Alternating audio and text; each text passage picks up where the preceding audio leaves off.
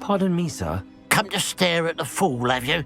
There's poor Ig Haggerty, robbed by his own sister. She's robbed almost everyone now. So, who's the fool? I'm not sure I know what you're talking about. Then you're the only one who doesn't know about Catherine running off with that thief, Victor Rookwood and his lot. Good riddance, I said.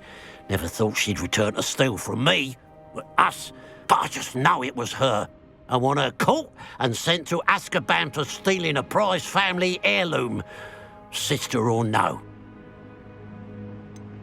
What exactly was the family heirloom that the thief stole? A necklace belonged to the first of the Haggerty women, hundreds of years old. So much history. She'll likely pawn it. Why would Catherine come back to rob the hamlet if she'd already left? Do I look like a criminal to you? How should I know? She always despised this place, resented having to grow up here. Perhaps she did it to spite us.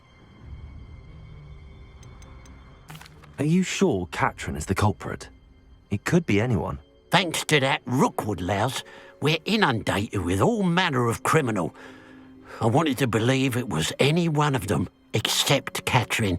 But she was the only one who knew where the heirloom was hidden, and she knew precisely which homes to rob. I could keep an eye out for the thief, sir. You? Ugh. Nothing to be done by the likes of us. This is a job for the fine officer Singer, or some such authority. Besides, the thief, my sister, only strikes at night. Coward. Long past your bedtime. I should be going now. Thank you. I'd keep an eye on your belongings if I were you. Catherine will steal the eyebrows off. I ought to look into this thievery business for Mr. Haggerty once night falls.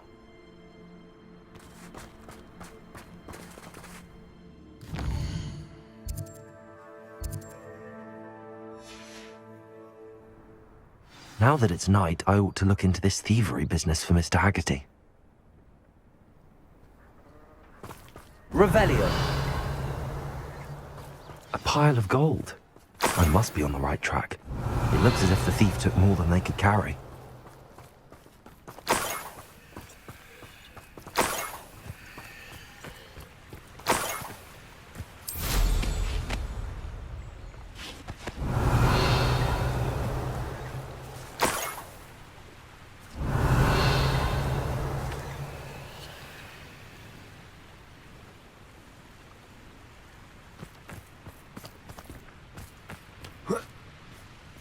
Revelio.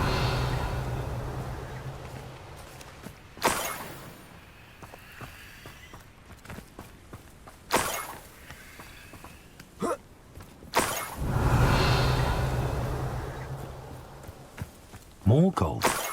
I must be getting closer.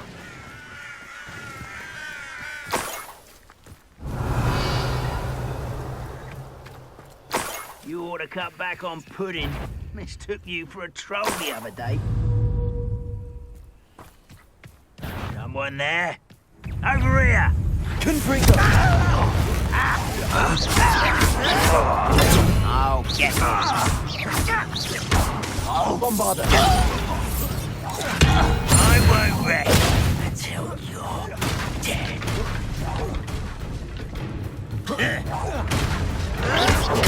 Get a cut! Descendo! Glacius! Confringo!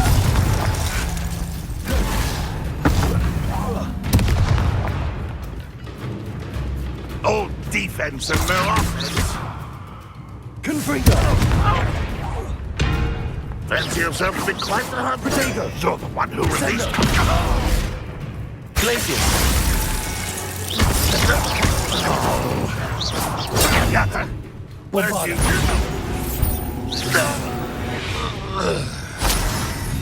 You've won left. Revelio.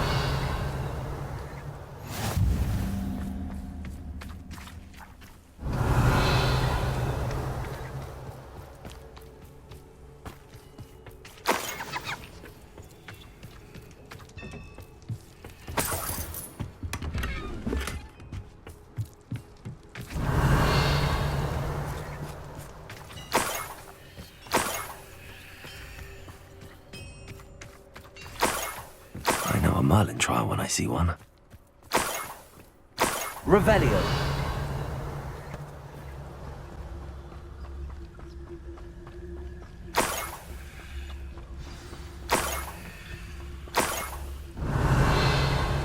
A Niffler. It wasn't Catherine Haggerty after all.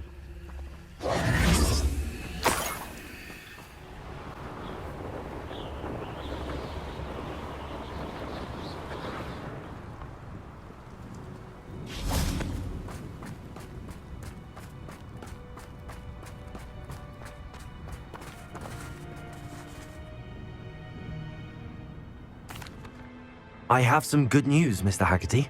I unmasked your thief. Nothing to unmask, was there? We all know that the thief was my sister, Catherine. Actually, sir, the thief was a Niffler. What? You know, small, furry, pilfering. I followed it to its lair. Catelyn was the only one who knew how to get into our homes, where to find our treasures. But I suppose, mangy little blighter. Well, if you found the Niffler's lair, as you say, you must have found my heirloom. As a matter of fact, I did. Thank you. You don't know how much this means to me. Catherine's a disappointment for certain, but I never wanted to believe she was behind this. Now, thanks to you, I won't have to.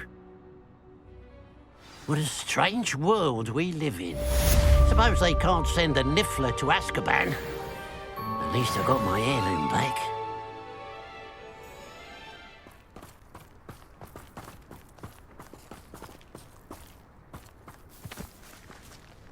Oh, how I love a good puzzle. Excuse me, madam. I thought I heard you say something. Oh, yes, indeed.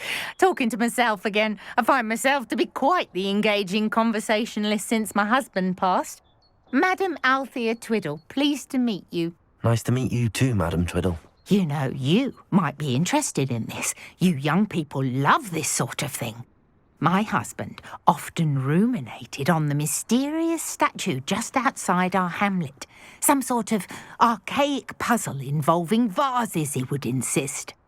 I stumbled upon it today when I had a burst of energy and extended my morning constitutional a bit longer than usual. An archaic puzzle. Sounds fascinating. You see, I suspected you'd be interested, and wait till I tell you about the rumours surrounding this particular puzzle. My husband Greville insisted that solving the puzzle would reveal a magical challenge of sorts. The man was intrigued by everything. He was about to try and solve it himself when... Perhaps you could take a look. I'd be rather interested to hear what, if anything, you find. If I happen to see it, I'll have a look. Ah, the spirit of youth. I do hope you'll be able to solve the puzzle. If not for me, then in Greville's memory.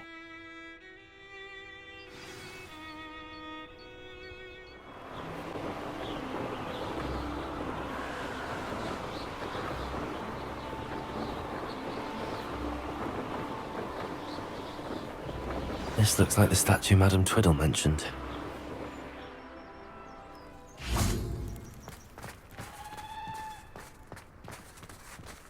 Why are there so many vases around here?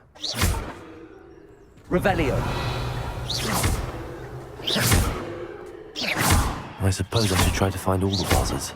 Revelio.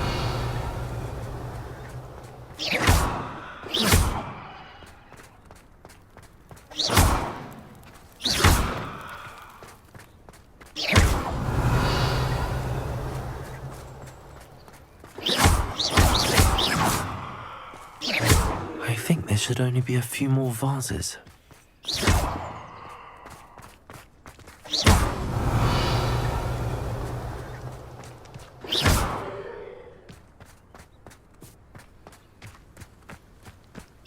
I'm nearly finished. One more vase. Revelio.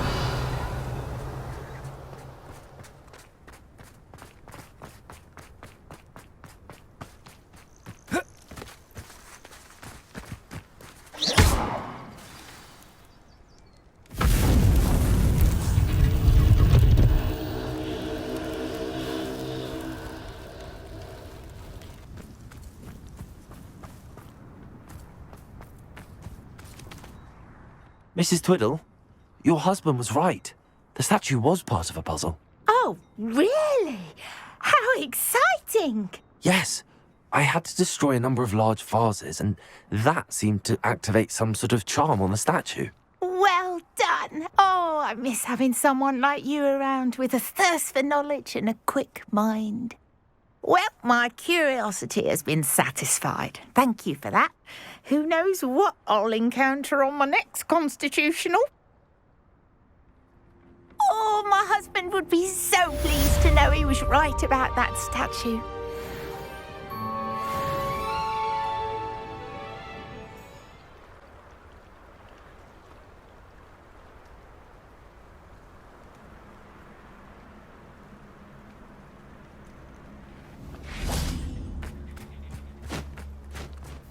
I can do this. I can do this. They will want to help.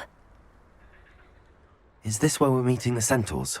Well, they don't exactly know we're coming, so it's less of a meeting and more of a surprise, I suppose. Once we tell them about the Snidgets, they'll understand why we came and they'll want to help. I hope you're right.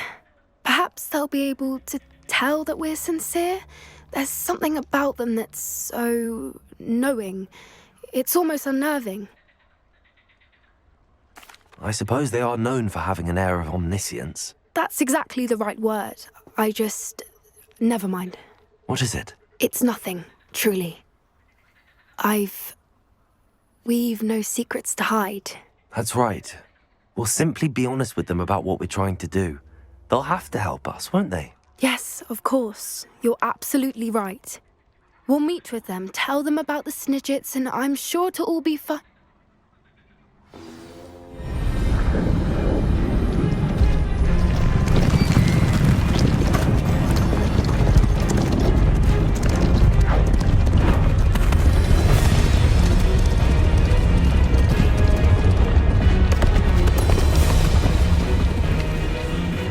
What do you think you're doing here, humans? Please! We were hoping to speak with you. Ah! I suppose you'd like a tale for your friends of the time you spoke to a centaur, and it spoke back. No, never! We're here because we need your help. Enough! You made a grave error in judgment in coming here, little witch.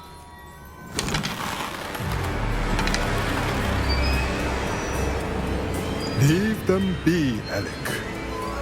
We do not harm the young. It is not our way.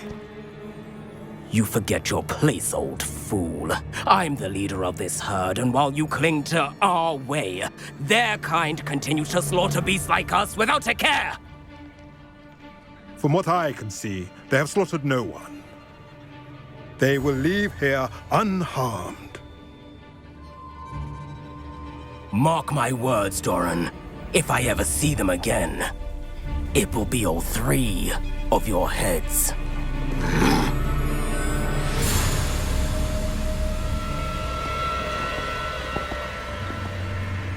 Foolish children. Do you know what happens to wizards who wander here? Now, follow me before Golden Snidgets are still alive, and the poachers are after them. They know that the key to finding them lies in the moonlight, but they don't know what that means, yet. Please, help us find the Snidgets before the poachers do. Could it be?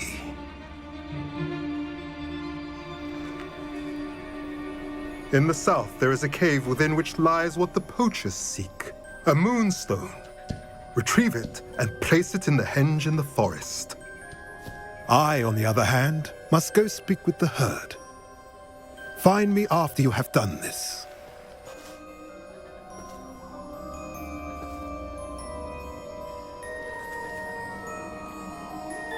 I don't understand.